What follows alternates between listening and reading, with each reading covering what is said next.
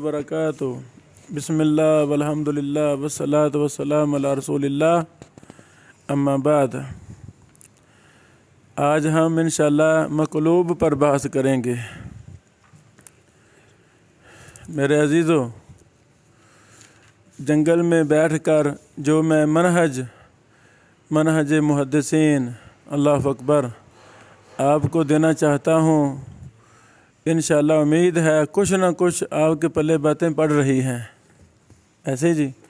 تو آج ہم مقلوب پر بحث کریں گے۔ ہمارے بھائی محترم شیخ عرفان اللہ صاحب، وہ مقلوب پر کیا آپ نے بحث کی؟ ابھی یمن سے ایک میرے شاگرد نے تقریباً 800 صفحے پر مقلوب پر بحث کی ایک مہینے کے اندر۔ ابھی وہ مدرج پر میں ان سے بحث کروا رہا ہوں۔ میں نے کہا مدرج پر موجم تیار کر دیں، تمام کتب حدیث سے جو بھی حرف جو لفظ آ چکا ہے مدرج، اس کو الگ کرتے جائیں، موجم تیار کر دیں، وہ تیار کر رہا ہے۔ جی بھائی جان، آپ مقلوب پر بات کریں۔ بسم اللہ الرحمن الرحیم۔ مقلوب میں 6 باتوں کی طرف جاؤں گا۔ پہلے مقلوب کی تعریف کروں گا مختصراً، اس کے بعد مقلوب کی 2 اقسام، اس کے بعد مقلوب کی 2 اقسام کے لیے مثالیں، اس کے بعد مقلوب کے اسباب، اور اس کے بعد مقلوب کا درجہ اور اس کا حکم۔ تو پہلے مقلوب کی طرف جاتے ہیں۔ مقلوب یہ قلب سے، قاف لام با سے ہے، اور یہ اصطلاح علم التجوید میں بھی استعمال ہوا ہے، لیکن وہاں پہ ایک دوسرا اصطلاح اقلاب اور قلب دونوں مستعمل ہے، اور اس میں اختلاف ہے کہ یہ اقلاب ہے یا قلب ہے۔ ابن الجزری نے قلب کی طرف اس کا رجحان ہے، لیکن ہمارا یہاں مقصود جو ہے علم مصطلح الحدیث ہے، تو ہم جو ہے علم مصطلح الحدیث کی طرف جاتے ہیں۔ مقلوب قلب سے ہے، وہ قلب کا معنی ہے کسی چیز کو الٹا کر دینا۔ یہ لسان العرب نے ابن منظور نے لکھا ہے جلد 1 صفحہ 675 پر، کہ لغت میں مقلوب کس کو کہتے؟ صرف الشیء عن وجہہ، یا وبعبارۃ اخری تحویل الشیء عن وجہہ۔ اصطلاح تعریف مقلوب کا کیا ہے؟ او حدیث جس کی سند اور متن میں تغییر ہو یا تقدیم و تأخیر ہو تو اس کو قلب مقلوب روایت کہا جاتا ہے، اور قلب کو بھی قلب اس لیے کہا جاتا ہے کہ بدلتا ہے، الٹا ہوتا ہے۔ ایک مرتبہ کسی بات کی طرف جاتے پھر اس کو چھوڑتا ہے، جیسا کہ رسول اللہ صلی اللہ علیہ وسلم کا ایک حدیث ہے کہ ان قلوب بنی آدم بین اصبعین من اصابع الرحمن یصرفہ حیث یشاء کقلب واحد۔ تو یہ دعا کرنا چاہیے۔ تو ہم جاتے ہیں مقلوب کے اقسام کی طرف۔ مقلوب کی 2 اقسام ہے، ایک مقلوب فی السند ہے، ایک مقلوب فی المتن ہے۔ جب سند میں تقدیم و تاخیر ہو، ایک راوی کے نام کو کسی نے الٹا کیا ہو تو اس کو مقلوب فی السند کہا جاتا ہے، اور جب متن میں تقدیم و تاخیر ہو تو اس کو مقلوب فی المتن کہا جاتا ہے۔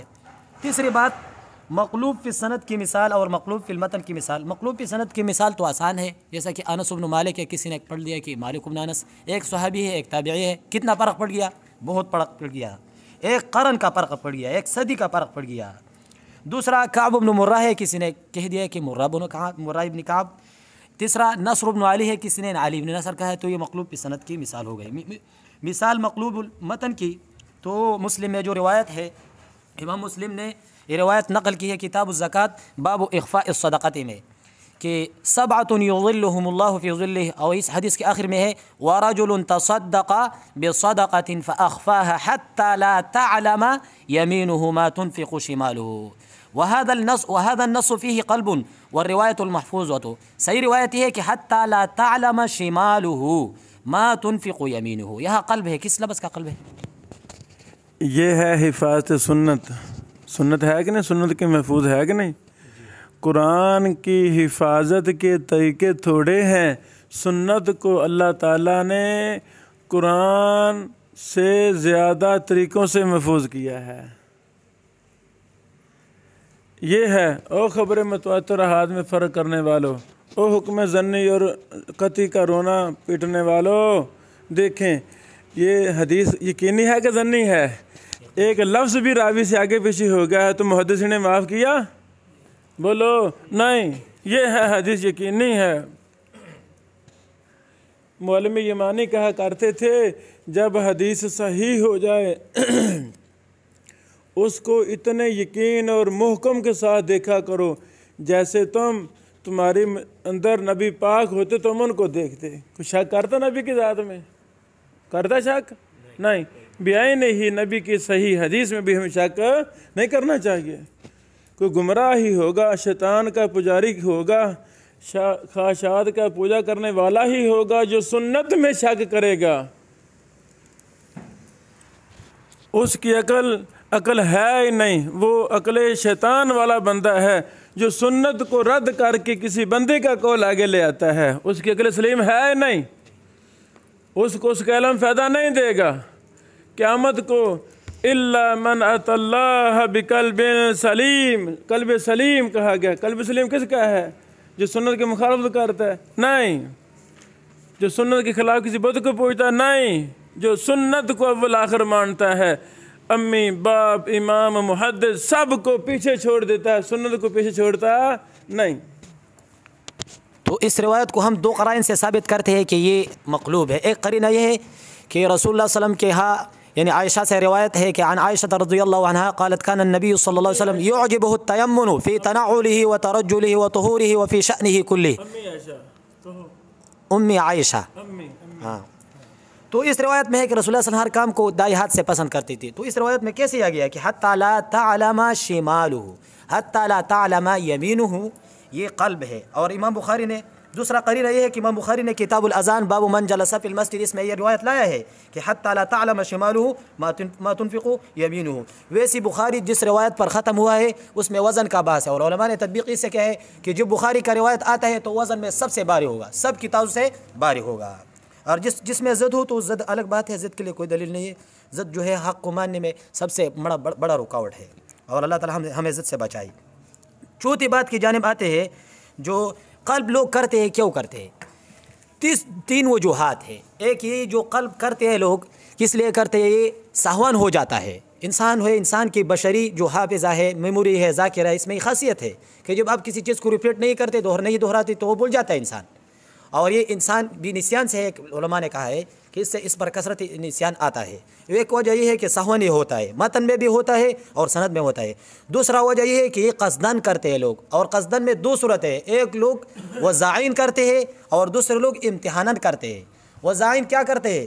اس نے ایک متن بنایا ہوتا ہے اس کے لیے اپنی طرف سے، اس کے لیے ایک صحیح حدیث کی سند کو لے کر اس کے ساتھ لگاتے ہیں تاکہ اپنے متن کو مضبوط کرے، اور یہ کام بہت سارے احادیث میں کیے ہیں مقلدین نے۔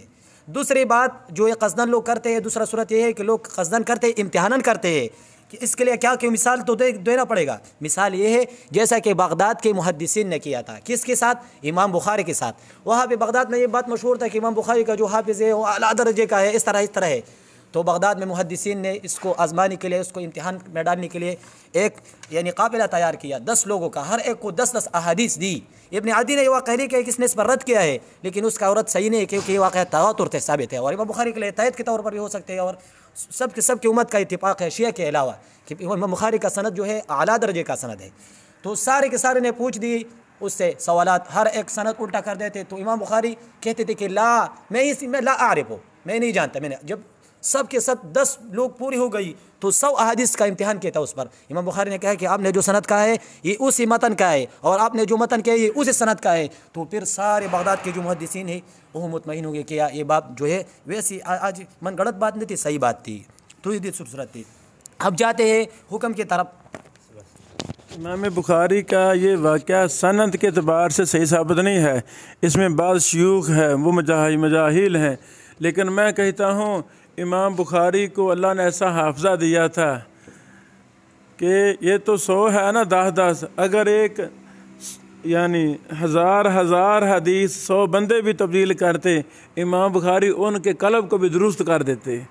یہ واقعہ امام بخاری کے مقام سے چھوٹا ہے الحمدللہ، اس لیے یہ بعض شیوخ بھی ہو تو کوئی ٹینشن نہیں ہے۔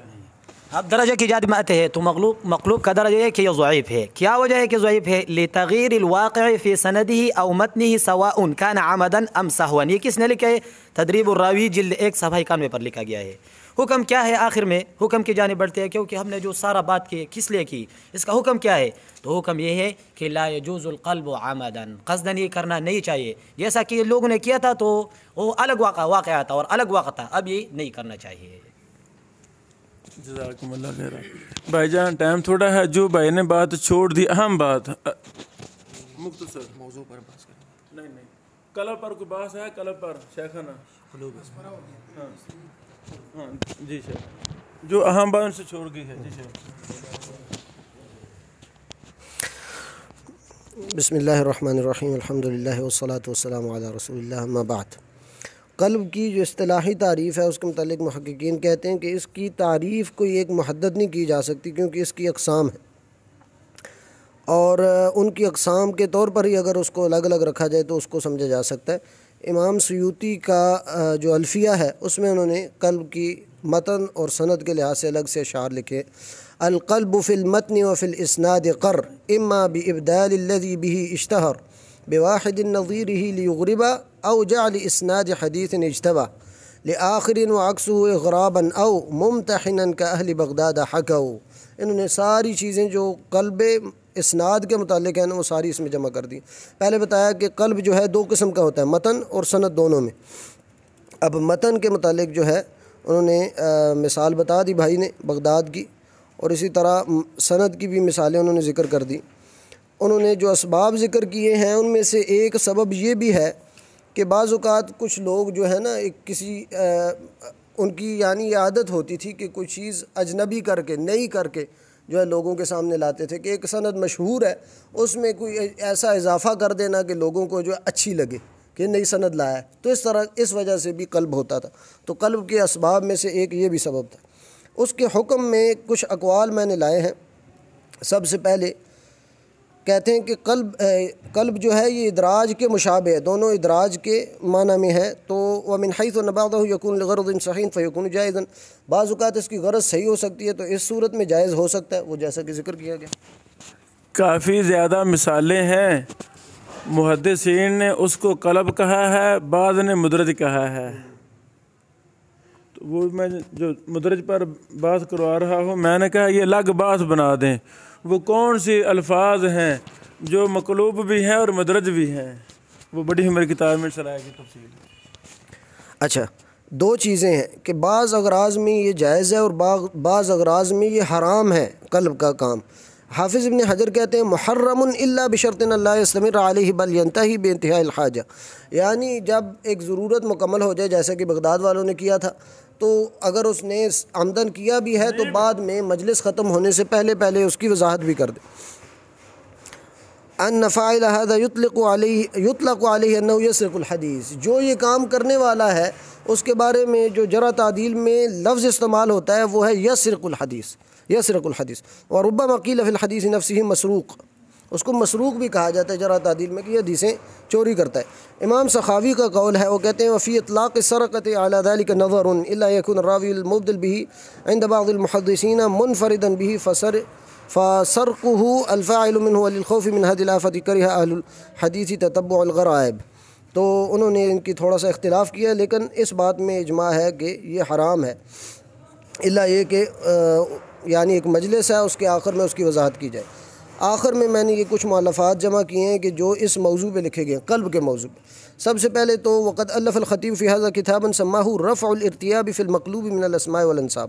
یہ امام خطیب بغدادی کی یہ کتاب ہے، رفع الارتیاب فی المقلوب من الاسماء والانصاب. اسی طرح امام جوزقانی کی کتابیں ہیں المتفق والمفترق والمتفق الکبیر. اسی طرح المتفق والمفترق یہ ہے خطیب بغدادی کی، یہ 16 جلدوں میں. المتفق والمفترق 16 جلدوں میں. الموضح لاوہام الجمع والتفریق یہ بھی خطیب بغدادی کی کتاب ہے. اسی طرح تلخیص المتشابہ فی الرسم یہ بھی خطیب کی کتاب ہے. اسی طرح تلخیص للخطیب ایضا یہ بھی خطیب کی کتاب ہے اسی موضوع پہ قلب پہ، اور یہ بھی 4 جلدوں میں. وہ مستدرک علی تلخیص المتشابہ، پچھلی جو انہوں نے کتاب لکھی ہے اس کے اوپر یہ انہوں نے خلاصہ لکھا ہے. یعنی خطیب بغدادی صاحب نے مقلوب پر 4 کتابیں لکھی ہیں. کتنی کتابیں؟ 4 مقلوب. اللہ اکبر، اس کتنی خدمت فن کی.